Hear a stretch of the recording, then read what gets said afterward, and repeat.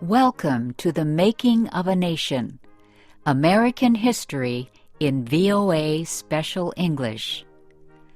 A new leader stood before the American people on March 4th, 1913. He was Woodrow Wilson, the 28th President of the United States. Wilson belonged to the Democratic Party. He was progressive in his belief that government should take an active part in efforts for social reforms. This week in our series, Kay Gallant and Harry Monroe begin the story of Wilson's presidency.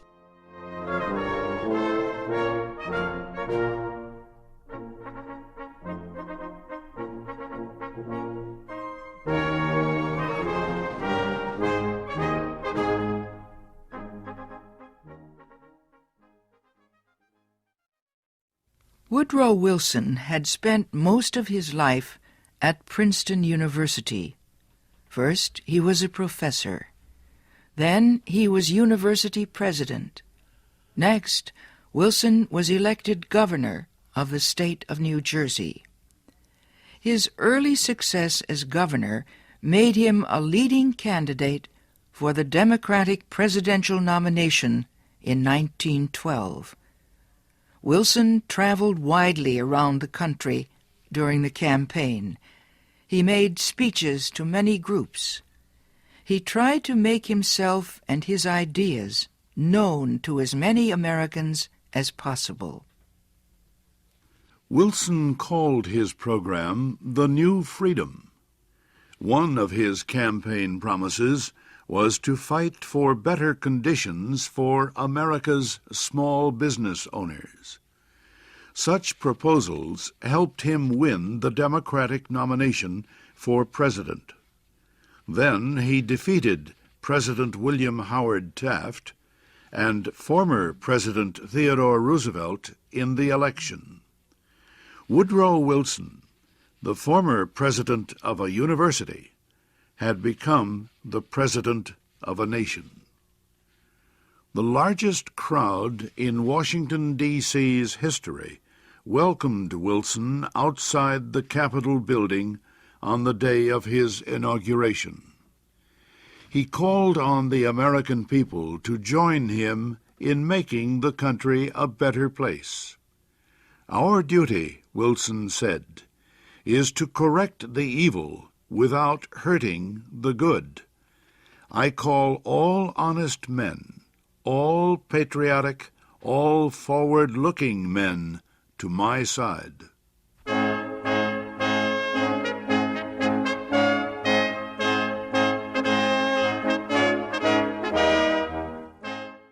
Wilson wasted no time.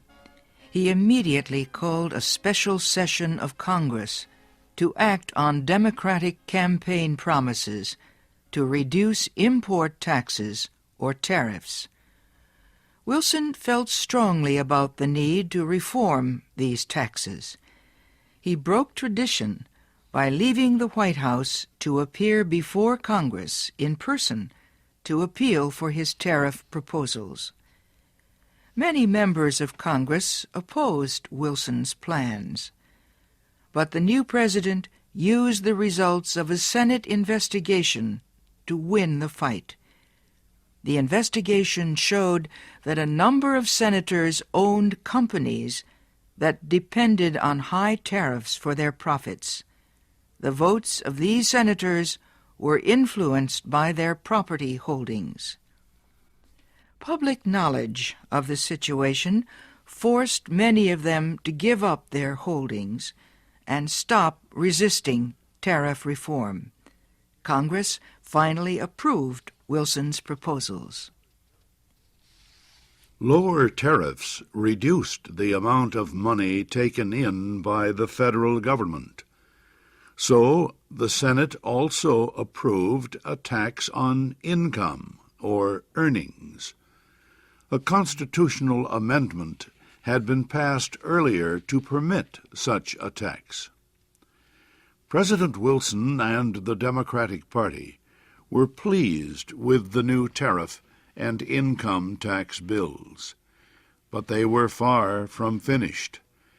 Next, they turned their efforts to reform of the banking industry.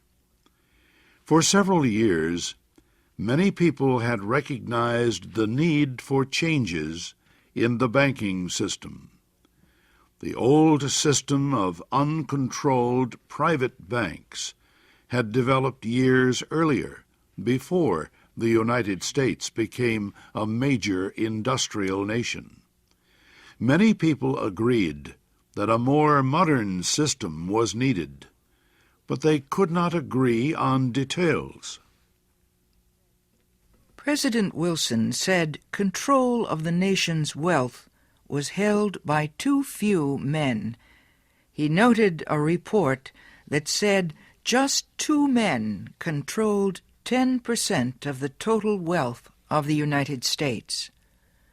Wilson said the nation needed a money supply that could be increased or reduced when necessary to correct economic conditions. He said a method was needed to let banks help each other during economic emergencies.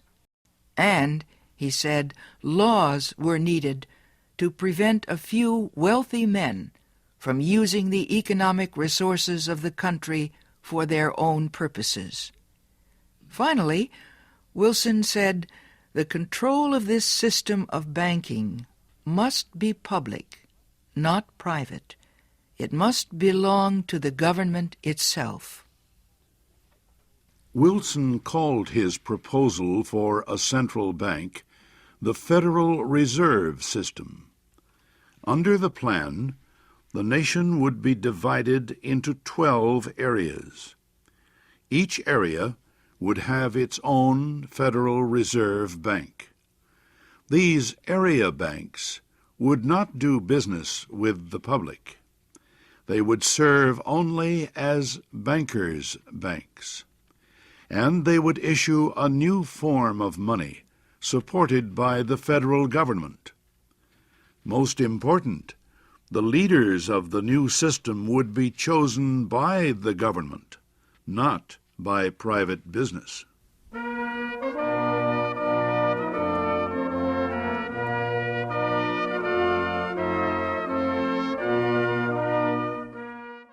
Bankers, business leaders, and their representatives in Congress sharply criticized President Wilson's proposals. They said government control of the banking system was socialism, not capitalism.